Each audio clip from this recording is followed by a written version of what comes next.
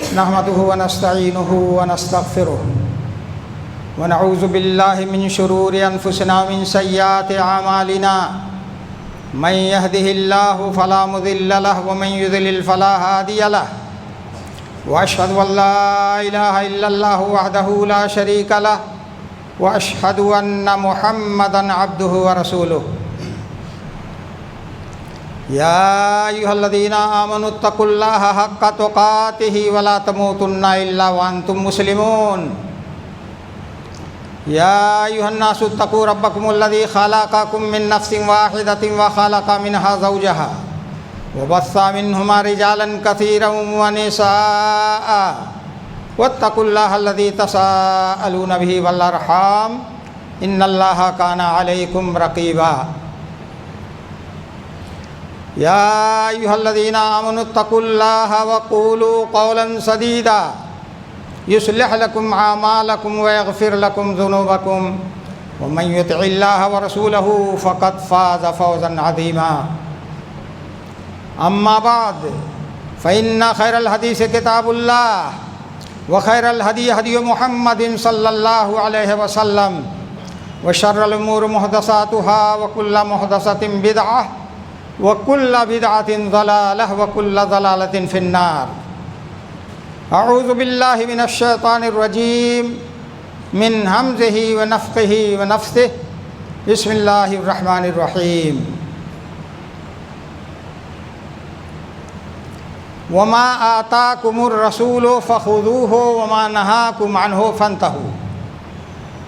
واتقوا الله إن الله شديد العقاب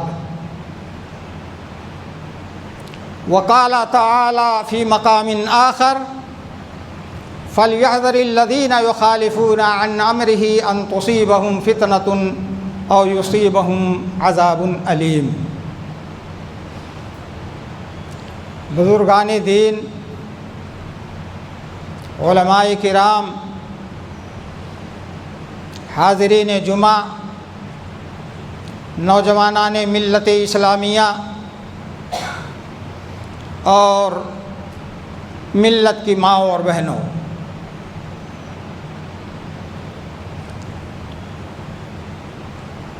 جناب محمد الرسول اللہ صلی اللہ علیہ وسلم کو اللہ تعالیٰ نے آخری نبی اور رسول بنا کر دنیا میں بھیجا۔ شرک، کفر، ضلالت اور گمراہی کے عمیق غار میں لوگ دھنسے جا رہے تھے۔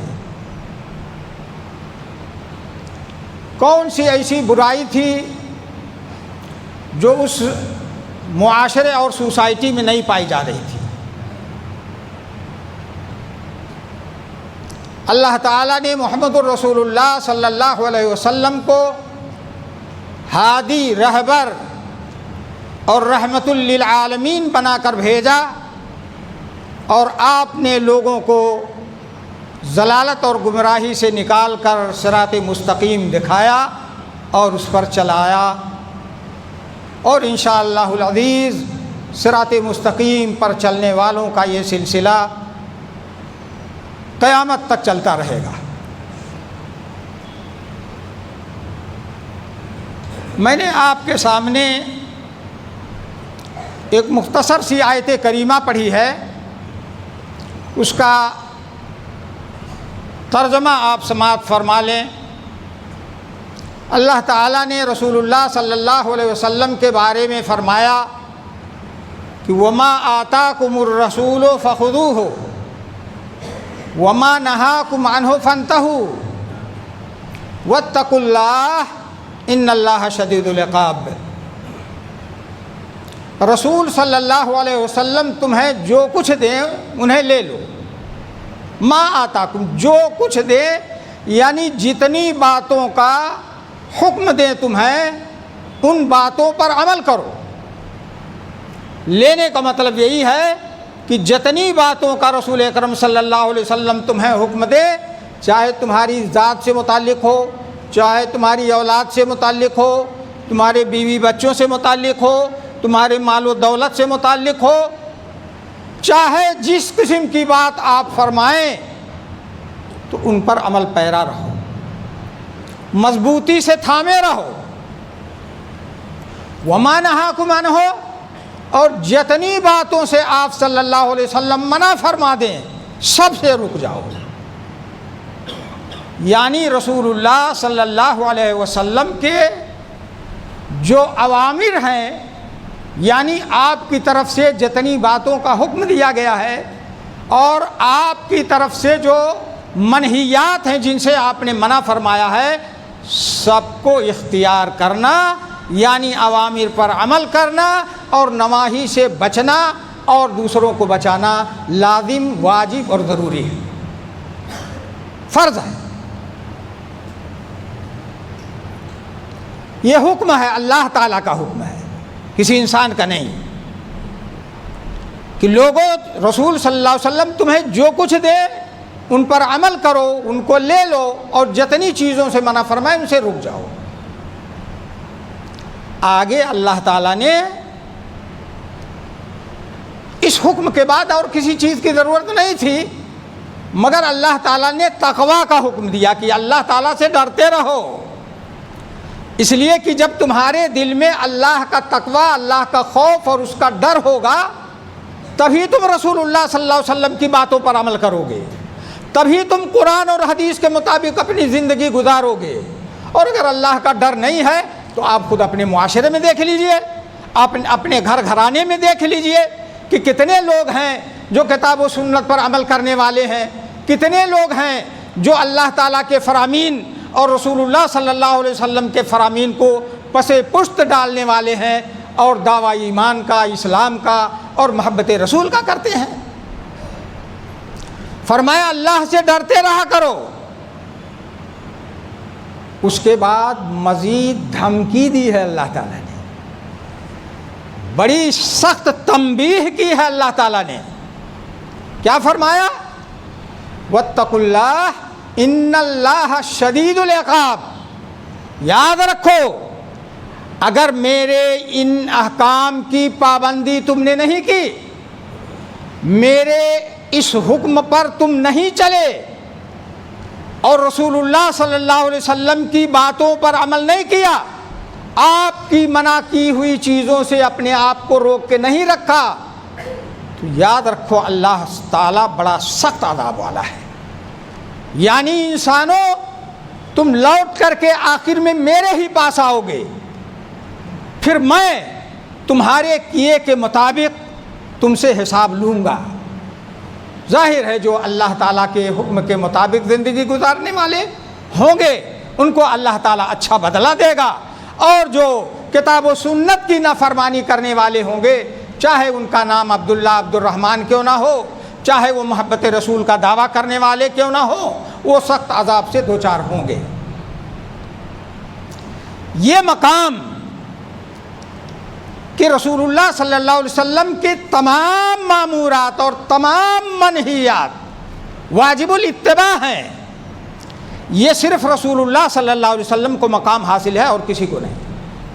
پوری دنیا میں کسی کو یہ مقام حاصل نہیں ہے، یہاں تک کہ ہمارے اور آپ کے ماں باپ کو بھی یہ مقام حاصل نہیں ہے کہ وہ ہمیں جو کچھ کہیں ہم مانیں اور جن چیزوں سے منع کریں ہم ان سے رکیں۔ انہی باتوں کو مانیں گے ہم، اپنے ماں باپ کی باتوں کو، اپنے بڑوں کی باتوں کو، اور بیوی اپنے شوہر کی بات کو، یہاں تک کہ اگر مسلمانوں کا امیر ہو، خلیفہ اور بادشاہ ہو تو اس کی بات بھی اسی صورت میں مانی جائے گی جب اس کی بات کتاب و سنت کے مطابق ہوگی۔ یہ مقام بڑا اونچا ہے جو رسول اللہ صلی اللہ علیہ وسلم کو اللہ کی طرف سے ملا ہے۔ کیوں اتنا اونچا مقام ملا، کسی اور کو نہیں ملا؟ اس لیے کہ دوسری جگہ اللہ تعالیٰ نے فرمایا وَمَا يَنْطِقُ عَنِ الْهَوَىٰ إِنْ هُوَ إِلَّا وَحْيٌ يُوحَىٰ۔ آپ صلی اللہ علیہ وسلم کا یہ مقام اس لیے ملا کہ آپ اپنی طرف سے، اپنی مرضی سے، اپنی خواہش نفس سے کچھ نہیں بولتے ہیں، جو کچھ آپ بولتے ہیں وہ اللہ کی طرف سے وحی کی جاتی ہے آپ کے پاس۔ جبریل علیہ السلام وحی لے کے آتے ہیں، اسی کے مطابق آپ بولتے ہیں۔ اسی لیے قرآن کریم بھی اللہ کی وحی ہے، اللہ کا کلام ہے، اور رسول اللہ صلی اللہ علیہ وسلم کی صحیح حدیثیں بھی اللہ کا کلام ہیں۔ فرق اتنا ہے کہ قرآن کریم کی تلاوت کی جاتی ہے، تلاوت سے بھی عبادت ہوتی ہے، اس کا اجر و ثواب ملتا ہے۔ حدیث کی تلاوت نہیں کی جاتی ہے، یعنی کوئی آدمی مطلق طور پر حدیث پڑھے، معنی مطلب نہ جانے تو اس کا ثواب اس کو نہیں ملے گا، لیکن ایک مسلمان جو بالکل معنی مطلب نہیں جانتا، عربی سے بالکل واقف نہیں ہے، وہ قرآن کریم کو پڑھتا ہے، دیکھ کر کے پڑھتا ہے یا زبانی یاد کر کے پڑھتا ہے، تو اس کا بھی اس کو ثواب ملتا ہے۔ تو آپ اپنی طرف سے چونکہ کچھ نہیں بولتے ہیں، جو کچھ بولتے ہیں اللہ کی طرف سے بولتے ہیں، اس لیے اللہ تعالیٰ نے آپ کو یہ اونچا مقام دیا ہے۔ تو معلوم یہ ہوا کہ رسول اللہ صلی اللہ علیہ وسلم کی باتوں پر عمل کرنا، رسول اللہ صلی اللہ علیہ وسلم کی سنت کے مطابق اپنی زندگی گزارنا، رسول اللہ صلی اللہ علیہ وسلم کے بتائے ہوئے راستے پر چلنا، یہ فرض اور واجب ہے۔ اس کی بہت ساری مثالیں ہیں اور بہت ساری آیات بھی ہیں، تفصیل میں جانے کا موقع نہیں ہے۔ اس کے بعد میں نے آپ کے سامنے دوسری آیت پڑھی تھی، فَلْيَحْذَرِ الَّذِينَ يُخَالِفُونَ عَنْ أَمْرِهِ أَن تُصِيبَهُمْ فِتْنَةٌ أَوْ يُصِيبَهُمْ عَذَابٌ أَلِيمٌ۔ ان لوگوں کو ڈرنا چاہیے جو رسول اللہ صلی اللہ علیہ وسلم کے حکم کی خلاف ورزی کرتے ہیں، جو رسول اللہ صلی اللہ علیہ وسلم کے فرامین کی، آپ کے اوامر کی خلاف ورزی کرتے ہیں، پشے پشت ڈال دیتے ہیں، نہیں آپ کے بتائے ہوئے طریقے کو مانتے ہیں، آپ کے بتائے ہوئے طریقے پر نہیں چلتے ہیں، انہیں ڈرنا چاہیے۔ کیوں ڈرنا چاہیے؟ ان تصیبہم فتنۃ او یصیبہم عذاب علیم، اس بات سے ڈرنا چاہیے کہ کہیں ان کو کوئی فتنہ نہ پکڑ لے، کسی آزمائش اور امتحان میں نہ مبتلا ہو جائیں، یا ان کو دردناک عذاب پہنچے۔ یہ عذاب دنیا میں بھی ہو سکتا ہے اور آخرت میں بھی ہو سکتا ہے۔ آخرت تو ہم اور آپ جانتے ہیں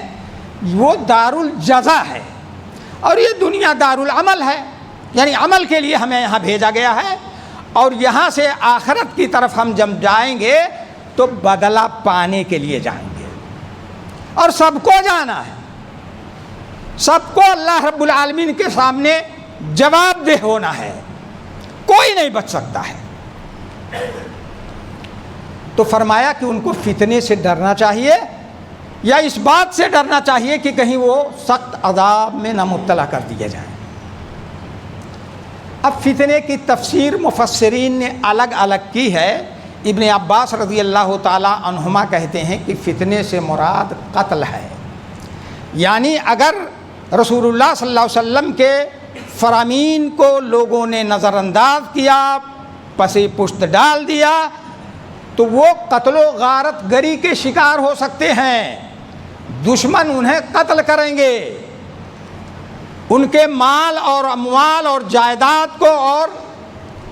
کو لوٹ لیں گے۔ اور عطا مشہور تابعی ہیں، وہ کہتے ہیں کہ اس سے مراد وہ فتنہ ہے جو زلزلے کی شکل میں اور خوف و دہشت کی شکل میں آئے گا۔ اور جعفر نے تفسیر یہ کی ہے کہ فتنے کا معنی یہ ہے کہ اللہ تعالیٰ تمہارے اوپر ظالم و جابر بادشاہ کو مسلط کر دے گا، اور وہ تم کو اپنے ظلم و ستم کا نشانہ بنائیں گے۔ کسی نے کفر سے تفسیر کی ہے، یعنی خطرہ ہوگا اس بات کا کہ جو رسول اللہ صلی اللہ علیہ وسلم کی بات کو نہیں مانے گا وہ کافر بھی ہو سکتا ہے، مرتد ہو سکتا ہے دین سے، اور کفر کا راستہ جو اختیار کرے گا اس کا ٹھکانہ جہنم ہے۔ کچھ مفسرین نے کہا ہے اس فتنے سے مراد دل پر مہر کا لگنا ہے، یعنی اللہ کی طرف سے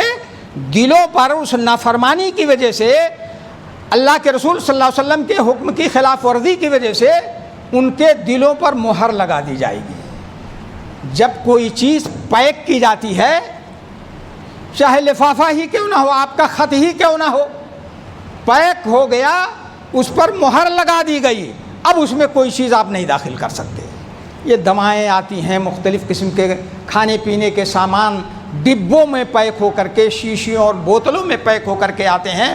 اور ان پر مہر لگ جاتی ہے، اس میں کمی بیشی نہیں کی جا سکتی ہے، تو دلوں پر اللہ تعالیٰ مہر لگا دے گا۔ ایک بہت چھوٹا سا واقعہ ہے کہ رسول اللہ صلی اللہ علیہ وسلم کی نافرمانی کا انجام دنیا میں کیا ہوا۔ سلمہ بن اکوع رضی اللہ تعالی عنہ مشہور صحابی ہیں، وہ کہتے ہیں کہ ایک مرتبہ اللہ کے رسول صلی اللہ علیہ وسلم کی موجودگی میں آپ کے سامنے ایک آدمی نے کوئی چیز کھائی بائیں ہاتھ سے۔ ذرا غور سے سنیے گا، ہمارے کتنے بھائی بہنیں ایسے ہیں جو بائیں ہاتھ سے کھاتے پیتے ہیں، بچوں کو بھی بائیں ہاتھ سے کھاتے پیتے دیکھتے ہیں، ٹوکتے نہیں، ان کو تنبیہ نہیں کرتے، ان کو سمجھاتے نہیں، نتیجہ یہ ہوتا ہے کہ بچپن سے وہ بائیں ہاتھ سے کھانے پینے کے عادی ہو جاتے ہیں۔ تو فرماتے ہیں صحابی رسول کہ رسول اللہ صلی اللہ علیہ وسلم کے سامنے ایک آدمی نے بائیں ہاتھ سے کوئی چیز کھائی، آپ صلی اللہ علیہ وسلم نے دیکھا بائیں ہاتھ سے کھاتے ہوئے، تو فرمایا کل بیمینک، اپنے دائیں ہاتھ سے کھا۔ اب اس کے اندر تکبر تھا، غرور تھا، گھمنڈ تھا، اللہ کے رسول صلی اللہ علیہ وسلم کی یہ بات اس کو گوارا نہیں ہوئی کہ یہ مجھ کو ٹوکنے والے کون ہوتے ہیں، تو اس نے الٹا پلٹا جواب دیا، جیسے آج کل ہم دیکھتے ہیں اپنے کسی بھائی کو اگر آپ سمجھاتے ہوں گے کہ میرے بھائی ذرا دائیں ہاتھ سے کھاؤ، بائیں سے نہیں کھانا چاہیے، تو آپ کو الٹا سیدھا جواب دیتا ہوگا۔ تو کہا لا استطیع، میں نہیں طاقت رکھتا، مطلب یہ تھا کہ آپ کی بات ہمیں منظور نہیں ہے، میں نہیں کھاؤں گا دائیں ہاتھ سے، بائیں ہاتھ ہی سے کھاؤں گا۔ صحابی رسول کہتے ہیں ما منعہ الا الکبر، تکبر کے مارے اس نے بائیں ہاتھ سے کھانا روک کر دائیں ہاتھ سے کھانے کے لیے تیار نہیں ہوا، اور کہا کہ میں طاقت نہیں رکھتا ہوں، یعنی نہیں کھاؤں گا دائیں ہاتھ سے، بائیں ہاتھ ہی سے کھاؤں گا۔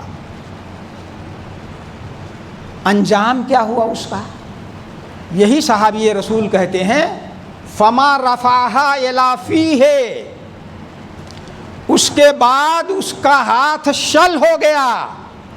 ہاتھ کی طاقت ختم ہو گئی، اور ہاتھ وہ دوبارہ اپنے منہ تک نہیں لے جا سکا۔ یہ دنیاوی انجام ہے رسول اللہ صلی اللہ علیہ وسلم کی سنت کی تخفیف کا، رسول اللہ صلی اللہ علیہ وسلم کی سنت کے انکار کا، یہ دنیاوی انجام ہے۔ اور غزوہ احد میں آپ کو معلوم ہوگا کہ رسول اللہ صلی اللہ علیہ وسلم نے جب فوج کی ترتیب دی تو 50 تیر اندازوں کو، 50 جو ماہر تھے تیر اندازی میں، ان کو آپ صلی اللہ علیہ وسلم نے، ایک گھاٹی تھی، ایک پہاڑی تھی جس سے خطرہ تھا کہ پیچھے کی طرف سے دشمن حملہ کر دے بیٹھے، اور راستے تو محفوظ تھے لیکن ایک راستہ دشمن کے حملہ کرنے کا بچا ہوا تھا، اس کو جبل عینین کہتے ہیں، آج کل کے زمانے میں بیر علی کے نام سے یاد کیا جاتا ہے۔ تو آپ نے بڑی سخت تاکید کی، عبداللہ بن جبیر رضی اللہ تعالیٰ عنہ کو ان کا امیر بنایا، قائد بنایا، اور سخت ہدایت کی کہ دیکھو ہماری شکست ہو یا ہم فتح یاب ہو جائیں، تمہیں اپنی جگہ نہیں چھوڑنا ہے، اور تم تیروں کی بوچھاڑ کر کے اگر دشمن اندر گھسنے کی کوشش کرے گا تو تیروں کی بوچھاڑ کر کے ان کو پیچھے ڈھکیل دینا، پیچھے سے وہ ہم پر آنے نہ پائیں، حملہ کرنے نہ پائیں۔ اور تمام تیر اندازوں کو عمومی طور پر آپ نے نصیحت فرمائی، کان کھول کے سن لو، اگر تم دیکھو کہ ہمیں پرندے اچک رہے ہیں، ہماری بوٹیاں پرندے نوچ نوچ کے کھا رہے ہیں، تو اپنی جگہ سے ہٹنا نہیں، اور اگر تم دیکھو کہ ہم کامیاب ہو گئے، فتح یاب ہو گئے، تو تم مال غنیمت لوٹنے کے لیے مت آنا، اگر تم دیکھو کہ ہم شکست کھا گئے تو تم ہماری مدد کے لیے مت آنا، جب تک میرا تمہارے پاس کوئی نیا آرڈر، نیا فرمان نہیں جائے گا تب تک تم اپنی جگہ سے ہٹنا نہیں۔ اللہ تعالیٰ نے شروع میں مسلمانوں کو فتح دے دی، میدان جیت گئے، اس کے بعد اختلاف ہو گیا ان 50 آدمیوں میں،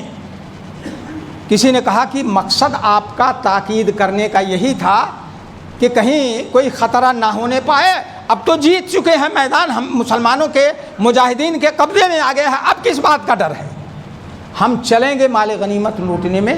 شریک ہوں گے۔ امیر نے بہت سخت تنبیہ کی، بہت سختی سے منع کیا، رسول اللہ صلی اللہ علیہ وسلم کا وہ فرمان یاد دلایا تاکیدی، مگر نہیں مانے۔ 40 لوگ چلے گئے مال غنیمت لوٹنے، اور 10 لوگ جن میں امیر لشکر بھی تھے وہ موجود رہے، اپنے مقام پر ڈٹے رہے۔ نتیجہ یہ ہوا کہ خالد ابن ولید رضی اللہ تعالیٰ عنہ، جو اس وقت کافر تھے، مسلمان نہیں ہوئے تھے، اور اس گھاٹی سے حملہ کرنے کی طاق میں لگے ہوئے تھے، کئی بار انہوں نے طاق لگائی اور حملہ کرنے کی کوشش کی، مگر تیر اندازوں نے ان کو پیچھے ڈھکیل دیا، اور جب دیکھا کہ میدان خالی ہو گیا ہے، وہ گھاٹی فری ہو گئی ہے، تو اچانک حملہ کر دیا اور بھگدڑ مچ گئی، 70 صحابہ کرام رضی اللہ عنہم شہید ہو گئے۔ جانی مالی ہر طرح کا نقصان مسلمانوں نے اٹھایا، خود رسول اکرم صلی اللہ علیہ وسلم کے دندان مبارک، آپ کے مبارک دانت بھی شہید ہوئے اس میں، آپ کے بہت چہیتے چچا حمزہ رضی اللہ تعالی عنہ کی شہادت ہوئی اس میں۔ یہ دنیاوی رسول اللہ صلی اللہ علیہ وسلم کے حکم کی خلاف ورزی کا نتیجہ۔ کن لوگوں کو اللہ تعالیٰ نے نتیجہ چکھایا؟ صحابہ کرام، جن کا اوڑھنا بچھونا قرآن اور حدیث تھا،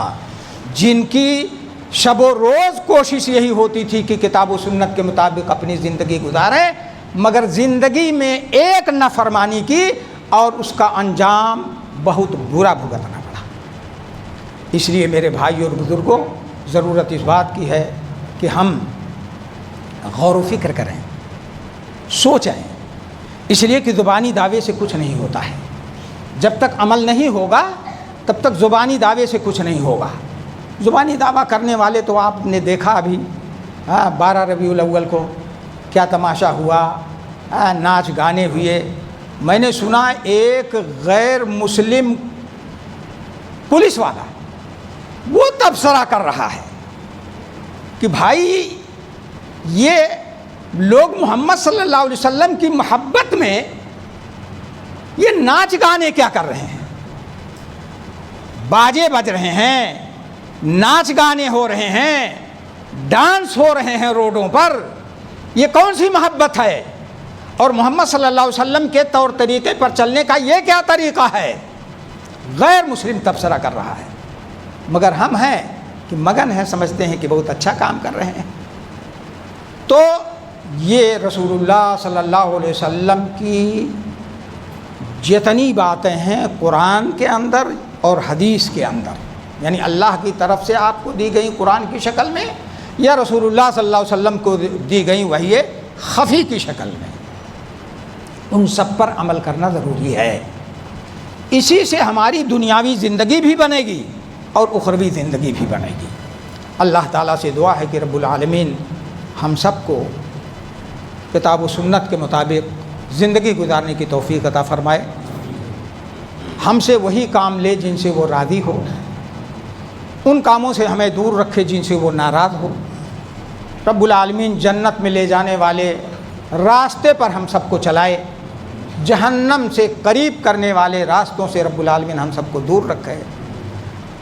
ہمارے جو بھائی بہنیں پریشان ہیں اللہ تعالیٰ ان کی پریشانی کو دور فرمائے، ہم میں جو بیمار ہیں ان کی بیماری کو دور فرمائے، انہیں شفائے کامل عاجل عطا فرمائے۔ رب العالمین دنیا کے کسی بھی گوشے اور خطے میں، کسی بھی علاقے میں اگر تیرے موحد بندے ظلم و جور کے ذاتی کے شکار ہیں تو غیب سے ان کی مدد فرما، تو ہر چیز پر قادر